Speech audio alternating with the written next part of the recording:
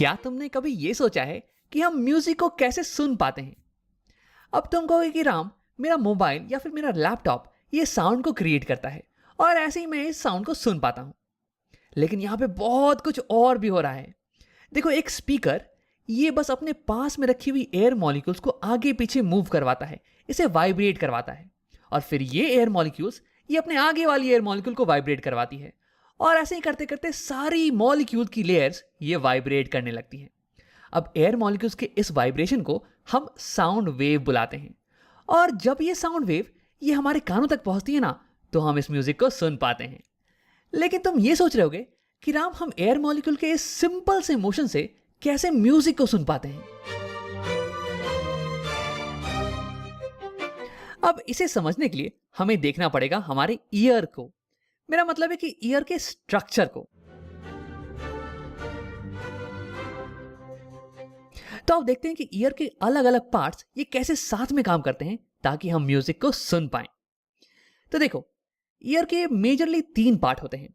ये बाहरी हिस्सा, इसे हम बुलाते हैं आउटर ईयर। ये बीच वाला हिस्सा, इसे हम बुलाते हैं मिडिल ईयर। और ये अंदर वाला हिस्सा, इसे हम बुलाते हैं इनर ईयर। अब देखो, ये सबसे पहली पार्ट आउटर ईयर की होती है, इसे हम बुलाते हैं पिना। ये वो वाला पार्ट है जिसे तुम देख सकते हो, जिसे तुम टच कर सकते हो, या फिर जिसे पकड़ के तुम्हारी मम्मी तुम्हें डांटती हैं। अब देखो, पिना का फंक्शन ये है कि ये सारी साउंड वेव्स को कलेक्ट करता है और इन्हें भेज देता है हमारी ऑडिटरी कनाल के अंदर। अब साउंड वेव्स इस चैनल के थ्रू जाती हैं और फिर हिट करती हैं हमारे ईयर ड्रम को। देखो, ये इसे मैंने ग्रीन कलर से दिखा रखा है, लेकिन असल में ये ग्रीन कलर का होता नहीं है, ठीक है। अब देखो, इसे हम ईयर ड्रम इसलिए बुलाते हैं ना, क्योंकि ये एक ड्रम की स्किन की तरह होता है, ड्रम की ऊपर वाली लेयर की तरह। मतलब कि ईयर ड्रम ये एक ट्रांसपेरेंट लेयर है और ये बहुत ही सेंसिटिव है वाइब्रेशन की।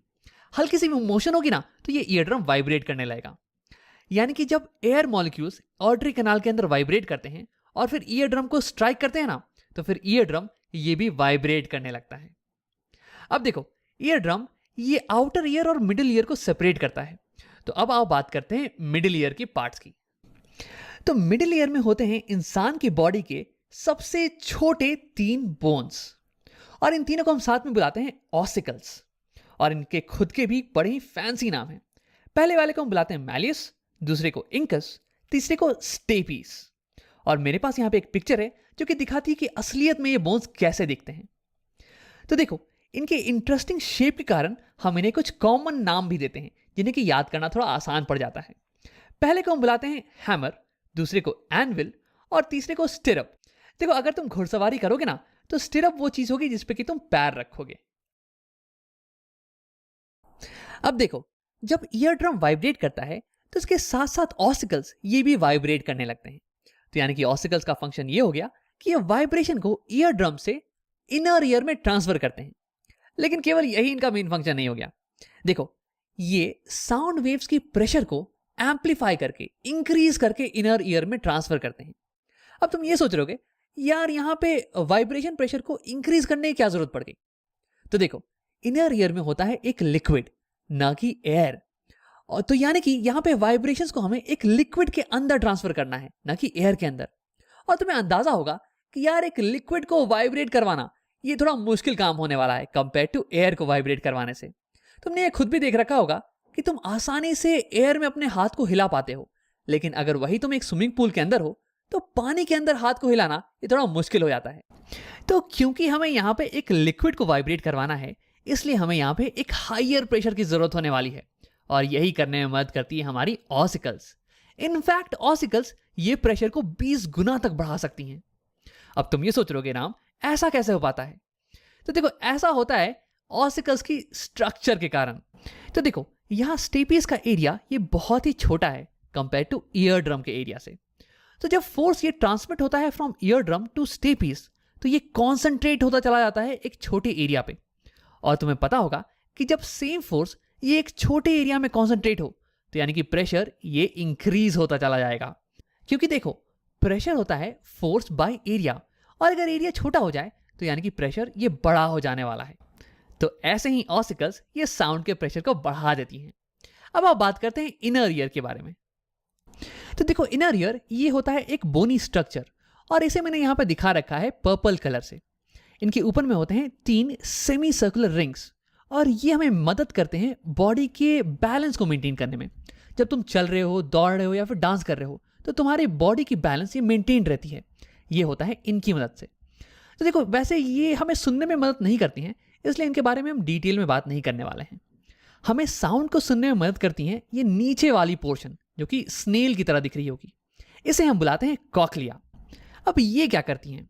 तो देखो, भले ही ईयर के बाकी सारे पार्ट्स ये वाइब्रेट कर रहे हों, लेकिन जब तक ये वाइब्रेशन ये इलेक्ट्रिकल सिग्नल में कन्वर्ट नहीं होगी और हमारे ब्रेन तक नहीं जाएगी, तब तक हम साउंड को नहीं समझ पाएंगे। और यही चीज होती है कॉक्लिया के अंदर। देखो, जब स्टिरअप ये हमारे कॉक्लिया को हिट करता है तो इसके अंदर की फ्लूइड ये वाइब्रेट करने लगती है और फिर कॉक्लिया में होते हैं कुछ स्पेशल सेल्स जो कि इस वाइब्रेशन को कन्वर्ट कर देते हैं इलेक्ट्रिकल सिग्नल में। और फिर यही इलेक्ट्रिकल सिग्नल ये ऑडिटरी नर्व्स की मदद से जाता है ब्रेन को और फिर हम साउंड को समझ पाते हैं। अब एक आखिरी चीज, ये कॉक्लिया के सेल्स ये बड़े ही शानदार होते हैं। ये जो इलेक्ट्रिकल सिग्नल जनरेट करते हैं ना, ये बहुत ही सेंसिटिव होते हैं। इनकी मदद से हम अलग अलग लाउडनेस की साउंड को सुन पाते हैं, अलग अलग फ्रीक्वेंसी की साउंड को सुन पाते हैं। इनकी मदद से हम ये बता पाते हैं कि साउंड कब लाउड है या फिर साउंड कब सॉफ्ट है, या फिर साउंड की फ्रीक्वेंसी ये कब हाई है, या फिर साउंड की फ्रीक्वेंसी ये कब लो है। अब इसी इंटरेस्टिंग चीज के कारण हम म्यूजिक के नोट्स को एंजॉय कर पाते हैं। अब आप वीडियो को यहीं पे खत्म करते हैं। हमने देखा कि हमारी आउटर ईयर का पिना ये साउंड वेव्स को कलेक्ट करता है और इन्हें ट्रांसफर कर देता है हमारे ईयर ड्रम के टुवर्ड्स, जो कि वाइब्रेट करना चालू कर देता है। और इसके कारण ये 3 बोन्स ऑफ ऑसिकल्स ये भी वाइब्रेट करने लगते हैं और ये साउंड को एम्पलीफाई करके कॉक्लिया में ट्रांसफर कर देते हैं। अब देखो, कॉक्लिया में होते हैं कुछ स्पेशल सेल्स जो कि इस वाइब्रेशन को इलेक्ट्रिकल सिग्नल में कन्वर्ट करते हैं, जो कि जाता है हमारे ब्रेन के पास और फिर हम साउंड को समझ पाते हैं। अब मैं यहाँ पे ईयर की कितनी भी बड़ाई करूं तो कम है। देखो, हमारा ईयर ये एयर पार्टिकल्स के बैक एंड फोर्थ मूवमेंट को साउंड में कन्वर्ट कर देता है। यार, ये तो बिल्कुल ही अमेजिंग चीज है।